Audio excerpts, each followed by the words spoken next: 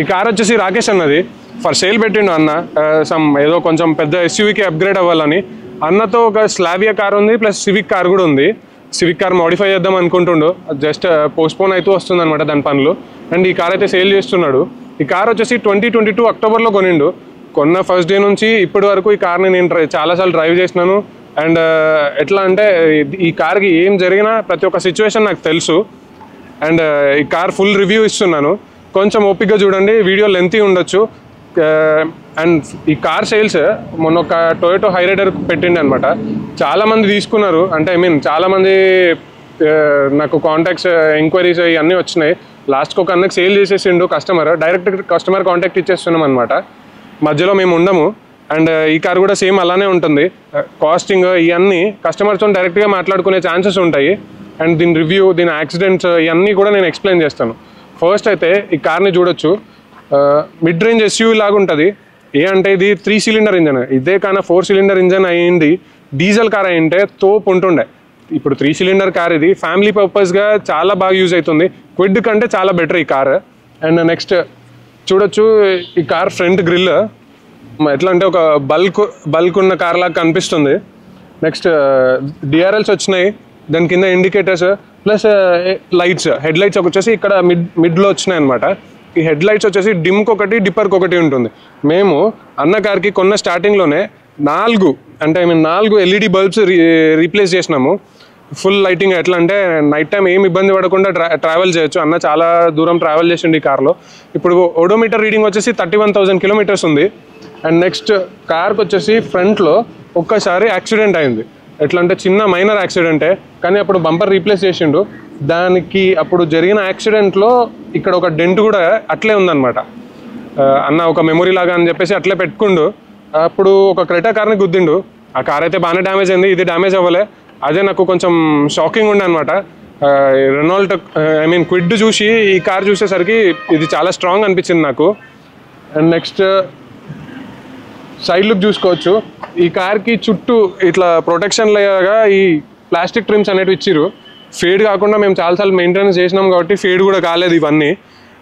Tyre condition maybe replace చేసుకోవాల్సి వస్తుంది. అన్న చాలా లాంగ్ తిరిగిండు కాబట్టి.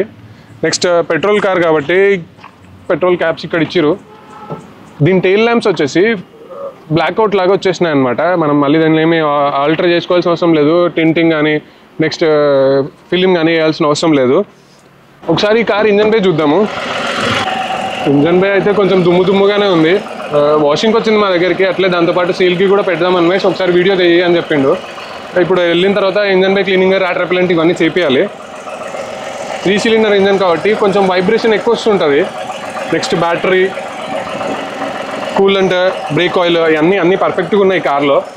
నెక్స్ట్ డిఆర్ఎల్స్ చూడొచ్చు, దాని కింద ఇండికేటర్స్. నెక్స్ట్ హెడ్ లైట్స్ అయితే ఆన్ చేయలే, ఒకసారి ఆన్ చేస్తాను చూడొచ్చు.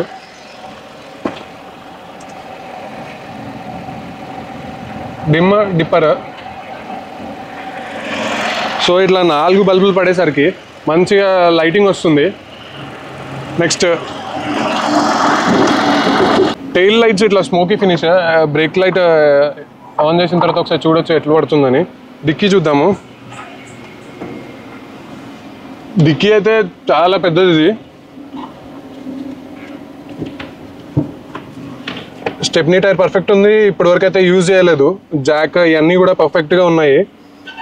అన్న ఈ సబ్ వూఫర్ కనెక్షన్ పెట్టించిండే, సబ్ వూఫర్ ఉండే అది కూడా తీసేసిండు. నెక్స్ట్ ఈ కార్లో మేము స్టార్టింగ్లో కార్ మా దగ్గర అన్న కొన్న తర్వాత ఏమేమి యాడ్ ఆన్ చేసినాడో అనేది మనం వెళ్ళేటప్పుడు మాట్లాడుకుందాం. అండ్ డిక్కీ స్పేస్ అయితే ఇది. నెక్స్ట్ ఈ సీట్ బెండ్ చేసుకొని ఇంకా ఎక్కువ లోడ్ కూడా వేసుకోవడానికి ఛాన్సెస్ ఉన్నాయన్నమాట. రేర్ సీట్లో నాకు కంఫర్టబుల్ ఉందా లేదా ఒకసారి చూడండి.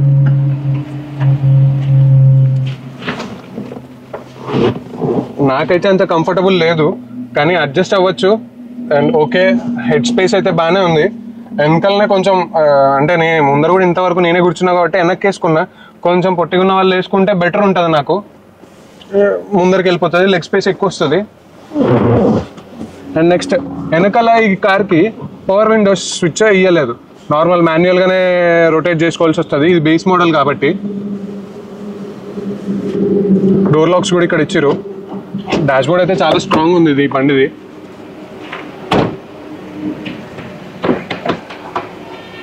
సైడ్ మిర్రర్స్ కూడా ఓవిఆర్ఎమ్స్ కాదు, మాన్యువల్గా అడ్జస్ట్ చేసుకోవాల్సినవే.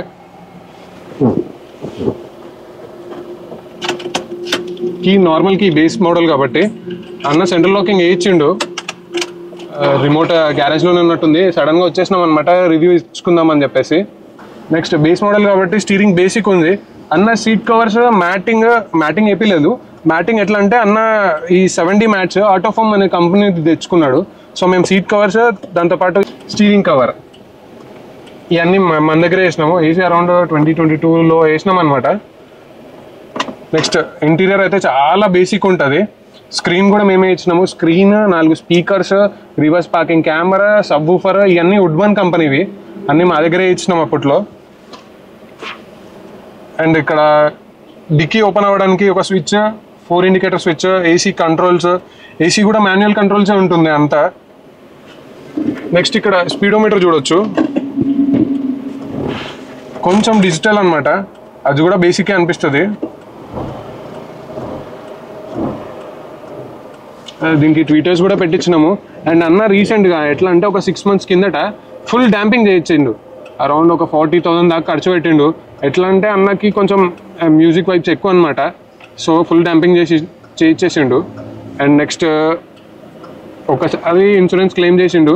వారంటీ అయితే ఇంతవరకు అయితే ఏం క్లెయిమ్ చేయలేదు. 30,000 kilometers తిరిగింది కదా, అరౌండ్ 2+ years అనుకోండి. ఇంకా మిగతా ఏమన్నా ఉంటే అది అన్నతో డిస్కస్ చేయొచ్చు. కార్ కొనాలి అనుకున్న వాళ్ళు నా కాంటాక్ట్ నెంబర్ పెడతాను, దాన్ని కాంటాక్ట్ అవ్వచ్చు. ఫ్రంట్ గ్లాస్ అయితే బ్రేక్ అయింది కార్కి, అది కూడా రీప్లేస్ చేసుకోవాల్సి వస్తుంది ఎవరైనా కొనుక్కుంటే. లేదంటే అన్న కూడా రీప్లేస్ చేద్దామని అన్నాడు. ఇన్సూరెన్స్లో క్లెయిమ్ చేస్తాడో లేకుంటే డైరెక్ట్ రీప్లేస్ చేస్తాడో అది మనకు ఐడియా లేదు. నెక్స్ట్ ఇక్కడ స్పేస్ చూసుకోవచ్చు డాష్ బోర్డ్ది, డాష్ బోర్డ్ గేర్ నాబ్ది. గేర్ నాబ్ ప్లస్ ఫోన్ పెట్టుకోవడానికి ఇక్కడ ఆప్షన్. ఇదే టాప్ ఎండ్కి అయితే ఇక్కడ పుష్ స్టార్ట్ బటన్ ఆప్షన్ కూడా ఇస్తుండ్రు. కొన్ని కార్లకి మేబీ నేను చూడలే. ఇక్కడ అదే వైర్లెస్ ఛార్జర్ ఇవన్నీ. దీనికైతే ఛార్జింగ్ సాకెట్ ఇక్కడ ఉంది. నెక్స్ట్ గేర్ నాబ్, ఇక్కడ బాటిల్ హోల్డర్స్ ఇవన్నీ ఉన్నాయి. నార్మల్ ఫ్రంట్ డాష్ డోర్ ప్యాడ్స్కి అయితే బాటిల్ హోల్డర్స్ ఉన్నాయి, వెనకాల దానిలోకి కూడా ఉన్నాయి. నెక్స్ట్ ఇది ఆర్మ్ రెస్ట్, దీంట్లో కూడా స్టోరేజ్ స్పేస్ చాలానే ఉంది. నార్మల్ గ్లో బాక్స్ కూడా పెద్దగా ఇచ్చారు దీనికి. So dry feel, 3 cylinder engine కదా, డ్రై ఫీల్ ఎట్లుందో చెప్తాను.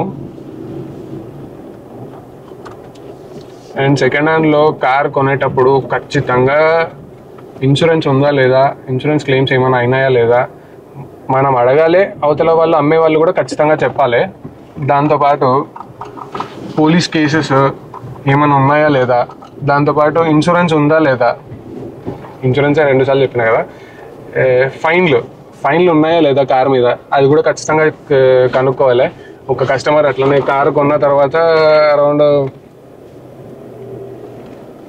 రిజిస్ట్రేషన్ అంటే ఆయన పేరు మీద రిజిస్ట్రేషన్ చేసుకోవడానికి కొంచెం టైం తీసుకున్నాడు, 1.5 month.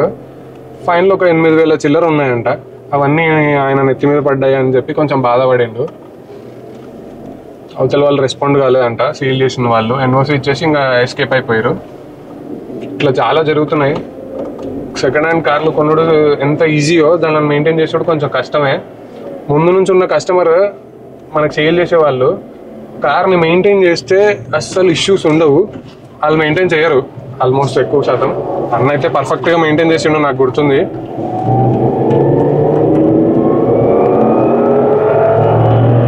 సెకండ్ గేర్లోనే అరౌండ్ 60 దాడుతుంది.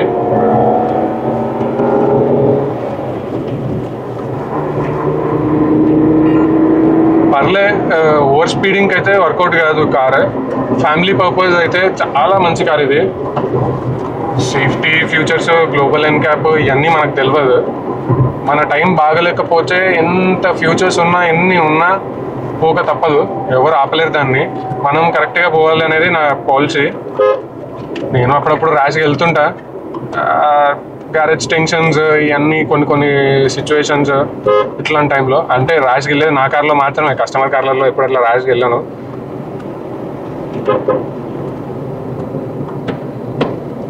ఈ కార్ రోడ్ ఫీల్ అయితే చాలా బాగుంది. కట్లు కొడుతున్నా అంత ఏమంటారు రోడ్ గ్రిప్ ఉన్నట్లే అనిపిస్తుంది. అంటే కొన్ని కార్లు ఇట్లా నార్మల్ కట్లు కొట్టేటప్పుడు కొంచెం బోల్టా పడుతుందేమో అని ఇట్లా అనిపిస్తుంటుంది. ఆ కార్ది కూడా రివ్యూ ఇస్తాను నేను, మాతో ఉంది అట్లాంటి ఒక కారు. కార్ మైలేజ్ గురించి దీంట్లో అయితే యావరేజ్ 10 కిలోమీటర్స్ చూపిస్తుంది. అన్న సిటీలోనే తిరిగిండు. హైవే మైలేజ్ ఎంత వస్తుందో ఒకసారి చూడాలి. 3 సిలిండర్ ఇంజన్ కాబట్టి కొంచెం వైబ్రేషన్స్ ఉంటాయి, అది కూడా నడుస్తుంది.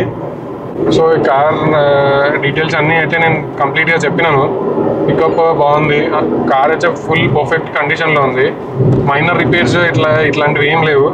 కార్ కొన్నామా, జనరల్ సర్వీస్ చేయించుకున్నామా, రన్నింగ్ చేసేసుకోవచ్చు. టర్నింగ్స్లో కూడా ఓకే బాగానే ఉంది. రోడ్ గ్రిప్ మా కర్నూలులో ఒక రింగ్ రోడ్ ఉందన్నమాట. ఒకసారి నేను ఇట్లానే ఇదే రోడ్లో స్కార్పియో వేసుకొచ్చిన మా రిలేటివ్స్ది. లాంగ్ కట్ అనమాట. లాంగ్ కట్లో కొడితే ఇక్కడ వెనక పక్క టైర్లు వేసిందనమాట. అంటే ఫుల్ లోడ్ ఉన్నాం కాబట్టి బెటర్ ఏం కాలే. ఒక్కడి నుండి అంటే తిరిగి పడుతుండే. ఆల్రెడీ ఒకసారి అట్లా తిరిగి పడిన సిచ్యువేషన్ ఫేస్ చేసిన నేను. దాన్ని కూడా ఒక వీడియో చూపిస్తాను నేను. కార్ పెయిన్ కండిషన్ కూడా చాలా పర్ఫెక్ట్ ఉంది. మేము వ్యాక్సింగ్ అరౌండ్ ఒక 10 to 15 టైమ్స్ చేసింటాము. జనరల్ సర్వీస్ అయితే మేము చేయలేదు. నేనే చెప్పిన ఉన్న షోరూమ్లోనే చేయించుకో, వారంటీ ఇష్యూస్ ఏమైనా వస్తాయి.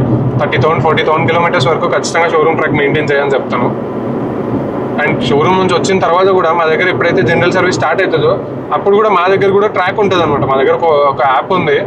ఎట్లా అంటే ఆటోమేటిక్గా కస్టమర్కి మెసేజెస్ కానీ సర్వీస్ రిమైండర్స్ కానీ ఇవన్నీ వెళ్తుంటాయి. కంప్లీట్ డీటెయిల్స్ ఇంకా ఫర్దర్ డీటెయిల్స్ కావాలి అంటే నా వాట్సాప్ నెంబర్ పెడతాను, దానికి మెసేజ్ చేయొచ్చు.